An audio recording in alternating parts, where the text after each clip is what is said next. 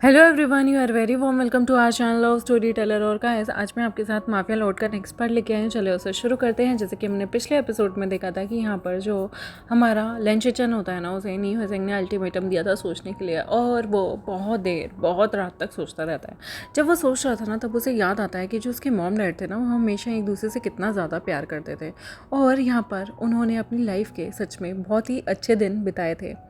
और यहाँ पर जब वो सोचता है ना, तो वो ये मानता है कि इंसान को लाइफ में कभी ना कभी अपने प्यार को चुनना ही चाहिए, अपने प्यार के साथ रहना ही चाहिए, चाहे कुछ भी हो जाए, क्योंकि लाइफ एक बार मिलती है। और अगर आप अपने लव्ड वंस को ही खोते जाएंगे और आप लाइफ में एक दिन अकेले हो जाएंगे, और जब आप पीछे मुड़कर देखेंगे तो आपके पास पैसा होगा लेकिन कोई अपना कहलाने के लिए नहीं होगा।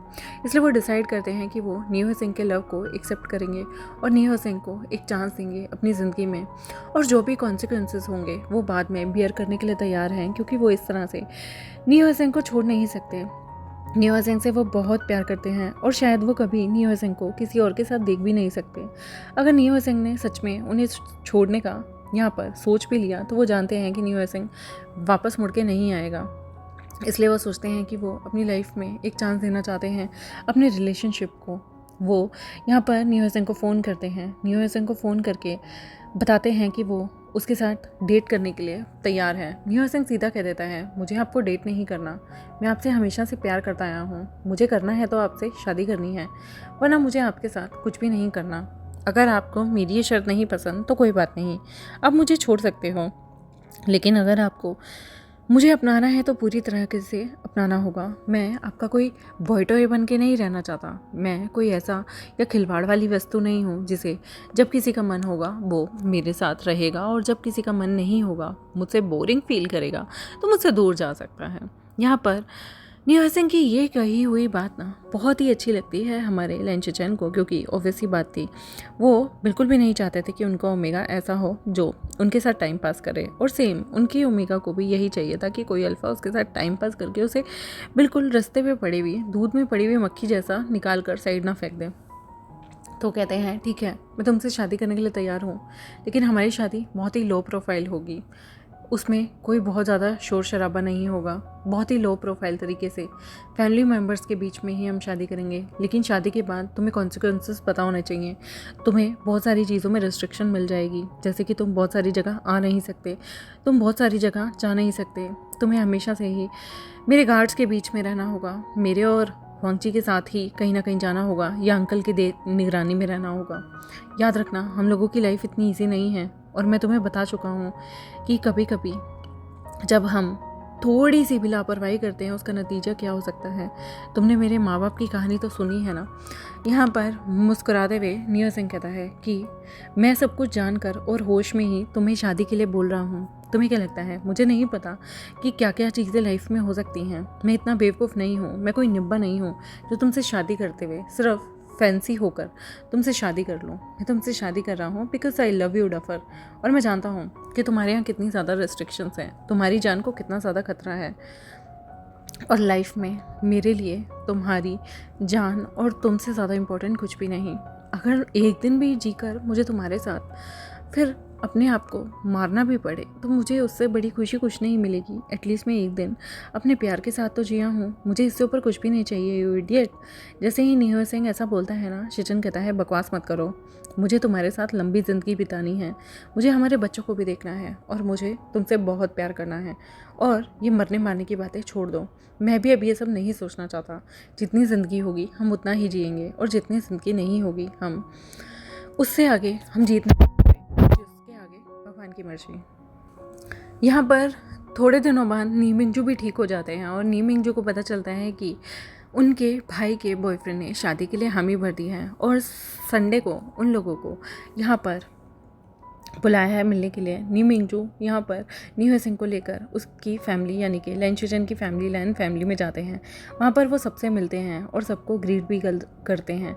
यहाँ पर वो लोग छोटी सी एंगेजमेंट रख देते हैं उसके भाई और लेंस के बीच में, लेकिन किसी को भी ये नहीं पता चलना चाहिए था। लेंस की शर्त थी कि नी हुसैन यहाँ पर शिजन का अल्फ़ा है, सॉरी ओमेगा है, ये बात कहीं भी बाहर नहीं जानी चाहिए, वरना उसके भाई की ज़िंदगी को खतरा हो सकता है। तो नी मिंजू जब ठीक हो गए थे तो उन्होंने कभी भी किसी को ये बात नहीं बताई थी। यहाँ पर ये पता था कि नी हुसैन का एंगेजमेंट हो गई है। विभूषण को बहुत बुरा लगता है। विभूषण उस दिन बहुत रोता है क्योंकि उसे ऐसा लगता है कि लवांगची ने उसे धोखा दे दिया और लवांगची ने जो है ना यहाँ पर न्यू सिंह से एंगेजमेंट कर ली है।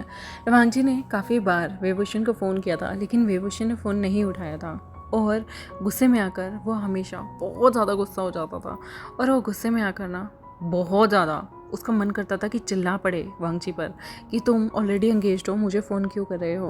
वो वांगची का जो नंबर था, इवन वांगची ने उसे 2 नंबरों से फ़ोन किया था और दोनों नंबर को वो ब्लॉक लिस्ट में रख लेता है और वांगची ने फिर उसे कभी दूसरे फ़ोन से फ़ोन ही नहीं किया क्योंकि वांगची को लगा कि शायद ये ओमेगा मुझसे बात नहीं करना चाहता, तो ठीक है, किसी को बॉदर नहीं करना चाहिए।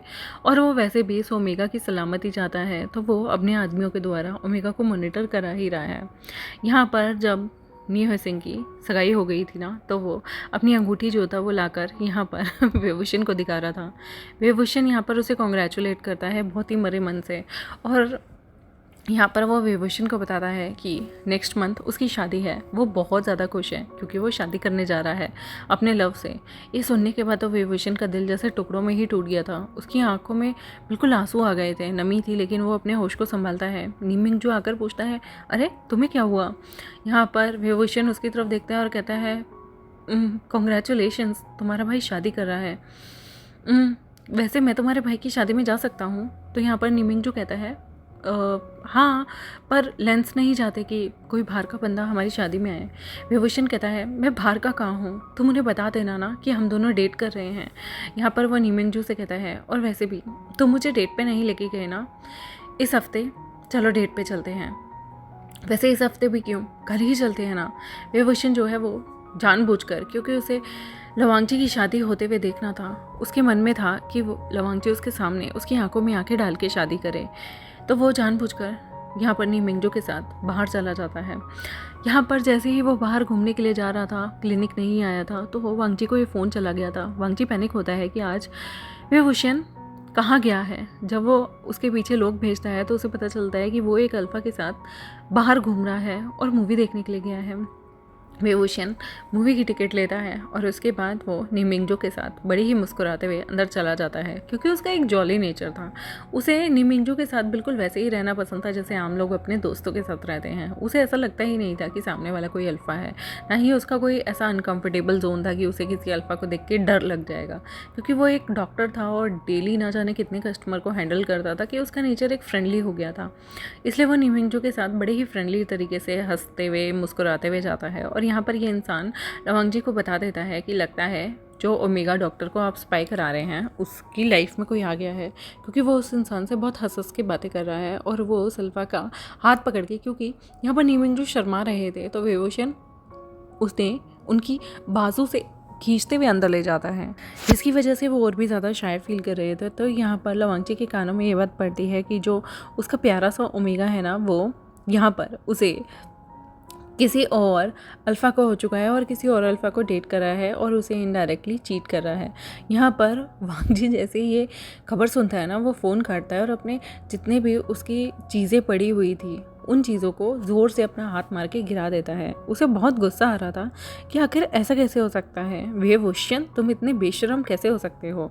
मैं तुम्हारे लिए इतने टाइम से चिंतित हूँ ताकि तुम्हें कोई नुकसान ना पहुँचा सके। मैं तुम्हारी इतने टाइम से पूरी मदद कर रहा हूँ और तुम दूसरे अल्फ़ाओं के साथ घूम रहे हो। ये बात सुनकर ना वांगची का जैसे सीना एकदम ऐसे गुस्से से भर गया था, उसको बहुत गुस्सा आता है। यहाँ पर एक इंसान शिचन को बता देता है कि वांगची गुस्से में थोड़ी तोड़फोड़ कर रहा है। तो यहाँ पर जब शिचन और अंकल चरण वांगची के ऑफिस में आते हैं ना, तो वो देखते हैं कि वांगची ने कमरे को बहुत बुरी तरीके से तोड़ा फोड़ा हुआ है। तो यहाँ पर शिचन तो समझ गए थे कि कुछ तो गड़बड़ हुई है, लेकिन अंकल चरण नहीं समझते। वो पूछते हैं, वांगजी क्या हुआ है तुम्हें, क्या कोई नुकसान हुआ है बिजनेस में, या कोई गद्दार निकल आया है। वो कहता है, नहीं अंकल, ऐसा कुछ भी नहीं है। तो वो पूछते हैं, फिर तुमने ये सब तोड़फोड़ क्यों मचाई है। यहाँ पर वांगजी डर कर कहता है, आई एम सॉरी अंकल, मेरी गलती है, मुझे बस गुस्सा आ गया था। उसके अंकल कहते हैं, गुस्से की कोई तो वजह होगी, किस बात पे गुस्सा आया था। बेचारा वांगजी बोल नहीं पाता कि वो एक ओमेगा को पसंद करता है और उसकी डेटिंग की खबर सुनकर उसे गुस्सा आ गया था। वो कहता है, अंकल बस ऐसे ही, वो मैं आपको नहीं बता सकता, लेकिन अगली बार मैं चीज़ों का ध्यान रखूँगा, मैं कोई भी नुकसान नहीं करूँगा। उसके अंकल कहते हैं, बेटा मुझे चीज़ों की परवाह नहीं है, लेकिन तुम ठीक रहने चाहिए। इस तरह से तुम तोड़फोड़ करोगे, अपने आप को नुकसान पहुंचा लोगे। बताओ, मेरा तुम दोनों के अलावा इस दुनिया में कौन है? यहाँ पर वांग जी थोड़ा शांत होता है और कहता है, मेरी गलती है अंकल, मैंने इस बारे में सोचा नहीं, मैं थोड़ा इम्पल्सिव हो गया था। उसके अंकल कहते हैं, अगली बार ख्याल रखना, चीज़ें टूट फूट जाए कोई बात नहीं, तुम्हें चोट नहीं आनी चाहिए। तुम मेरे सबसे प्यारे और सबसे करीबी भतीजे हो। यहाँ पर जैसे ही वो ये बात बोलता है ना, वांग जी को रियलाइज़ होता है कि उसे इस तरह से किसी के सामने किसी की सेंटिमेंट्स को हर्ट नहीं करना चाहिए। वो बेचारा चुपचाप बैठ जाता है। उसके बाद उसके भाई कहते हैं, क्या हुआ, तुम उस डॉक्टर को मिस कर रहे हो क्या? वांग जी कहता है, नाम भी मत लो उसका। वो पूछते हैं, क्यों, नाम क्यों नहीं लेना? तो वांग जी बोलता है, क्योंकि वो चीटर है, वो किसी और को डेट कर रहा है। उसकी इतनी हिम्मत हो गई कि वो दूसरे अल्फा को डेट कर रहा है। यहाँ पर चेचन कहते हैं, मैंने तो न्यू हसन को हाँ कर दिया है, तुम अपनी दिल की बात बता दो, ऐसा ना हो कहीं तुम भी पछताते रहो। देखो, जब मुझे लगा ना कि मैं न्यू हसन को खो दूंगा तो मैंने उसे जाकर सीधा अपने दिल की बात कह दी। और तुम्हें सच बताऊँ ना, मुझे थोड़ी खुशी मिल रही है। अगर मैं उसे किसी और के साथ देखता, जिस तरह से तुम्हारा ये कंडीशन है, एटलीस्ट तुम फार बेटर हो, मैं तो उस इंसान को गोली मार देता। चेचन ये बोलकर वहाँ से चले जाते हैं। वांग जी कहते हैं, मैं उस आदमी, उस अल्फा को नहीं छोड़ूंगा जो वेवोशन के आसपास भी घूम रहा है। उसकी हिम्मत कैसे हुई वेवोशन के आसपास रहने की? डॉक्टर, अब मैं तुम्हें बताऊंगा इंजेक्शन लगाते कैसे हैं। तुम्हें मैं बिल्कुल नहीं छोड़ूंगा। यहाँ पर वांग जी को बहुत गुस्सा आ रहा था। वांग जी जो है वो सीधा वेवोशन के अपार्टमेंट के बाहर जाके खड़ा हो जाता है। उस रात वेवोशन को नी मिंगजू छोड़ने आते हैं। नी मिंगजू अपनी गाड़ी के अंदर ही थे। वेवोशन को छोड़ने के बाद वो बाय बोलते हैं। यहाँ पर दूर से ही वेवोशन वांग जी को देख लेता है और नी मिंगजू को दूर से ही जाने के लिए कह देता है। नी मिंगजू बार बार कहते हैं तो वो कहता है, इसलिए क्योंकि यहाँ पर बहुत सारे लोग रहते हैं जो कि रूमर्स फैलाते हैं और मैं अभी अपने बारे में रूमर्स नहीं चाहता, इसलिए प्लीज़ आप मेरे डॉम के ज़्यादा पास मत जाइएगा, प्लीज़ यहीं से चले जाइए और गाड़ी से बाहर निकल के बाय भी मत कीजिएगा। यहाँ पर नी मिंगजू कहते हैं, ठीक है, मैं गाड़ी से बाहर निकल कर तुम्हें सी ऑफ नहीं करूँगा, लेकिन मैं गाड़ी में तो तुम्हें सी ऑफ कर सकता हूँ ना। तो यहाँ पर वो ऐसे ही वेवोशन को अपनी तरफ खींचते हैं और उसे एक हक कर लेते हैं और फिर वो वेवोशन से थोड़ा दूर हो जाते हैं और कहते हैं, आई होप तुम्हें बुरा ना लगा हो, सच में आज का दिन बहुत फ़नी था, मूवी जो तुमने डिसाइड की वो बहुत अच्छी थी, और तो और तुमने खाने भी बहुत डिलीशियस से चूज़ किए थे। हालांकि मैं हार्ट पेशेंट हूँ, मुझे माइल्ड खाना तुमने रिकमेंड किया, पर सच में खाने का टेस्ट बहुत यमी था। आज मुझे बहुत मज़ा आया। काफ़ी सालों बाद मुझे ऐसा लगा कि मैं जैसे पहले अपने दोस्तों के साथ ज़िंदगी जिया करता था, हैंग आउट किया करता था, ऐसे तुम्हारे साथ बहुत मज़ा आया। वेवोशन जो कि वांग जी को सामने गुस्से में देख रहा था, यहाँ पर वो चाहता था कोई सीन ना हो जाए, तो वो नी मिंगजू को कहता है, मुझे लगता है तुम्हें जाना चाहिए, यहाँ पर कोई गलत समझेगा कि मैं इतनी देर तक किसी की गाड़ी में क्या कर रहा हूँ, ठीक है। और यहाँ पर वो गाड़ी से बाहर निकलता है और नी मिंगजू को बाय करता रहता है। नी मिंगजू जब अपनी गाड़ी बैक लेके वहाँ से चला जाता है ना, तो उसके बाद वेवोशन बेचारा गल्प करता हुआ आगे बढ़ता है। वांग जी उससे कहता है, कौन था ये? वेवोशन कहता है, कोई भी हो, तुमसे मतलब, प्लीज़ हटो मेरे रास्ते से। वांग जी कहता है, तुम क्या चाहते हो? वेवोशन कहता है, तुम क्या चाहते हो? वांग जी कहता है, देखो, दूसरे अल्फा के साथ घूमना बंद कर दो। वेवोशन कहता है, एक्सक्यूज़ मी, क्या कहा तुमने? दूसरे अल्फा के साथ घूमना बंद कर दूँ? वैसे ये बताने वाले तुम कौन होते हो? तुम मुझे बताओगे? आप पहले जाकर खुद को देखो और मुझे सीख देने की ज़रूरत नहीं है। लो वांग जी, तुमने मुझे जान से मारने की कोशिश की थी। वांग जी कहता है, वो मैंने तुम्हें बचाने के लिए की थी, वरना वहाँ पर लोग तुम्हें टॉर्चर करते। वेवोशन कहता है, ओह, बचाने के लिए? कौन इंसान दूसरे को बचाने के लिए गोली मार देता है? बकवास मत करो लवांग जी, मैं तुम्हारी घटिया बातों में और चालों में नहीं आने वाला। सो जाओ, अपनी ज़िंदगी जियो और मुझे जीने दो।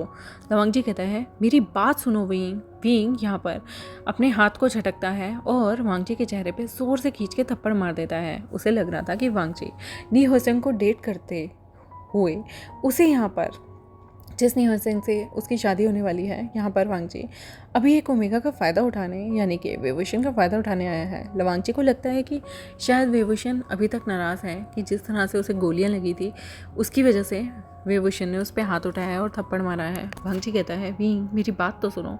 विंग कहता है, आज के बाद मुझे अपनी शक्ल मत दिखाना। उसकी आंखों से आंसू गिरते हैं। वांगजी को दर्द होता है। वांगजी कहता है, विंग बात तो सुनो। विंग कहता है, अगर तुमने मुझे दोबारा अपनी शक्ल भी दिखाई ना वांगजी, या तो मैं पुलिस में तुम्हारी कंप्लेन कर दूंगा या फिर मैं खुद को मार लूँगा। सोच लो तुम्हें क्या चाहिए। और गाइस यहाँ पे ये एपिसोड ख़त्म होता है। देखते हैं आगे क्या होगा और क्या नहीं। क्या वेवुशन को बहुत दुख होगा कि उसने विंग को क्यों थप्पड़ मारा था जब वो न्यू सिंह का पति देखेगा। मिलते हैं आपसे नेक्स्ट एपिसोड में, तब तक के लिए बाय बाय।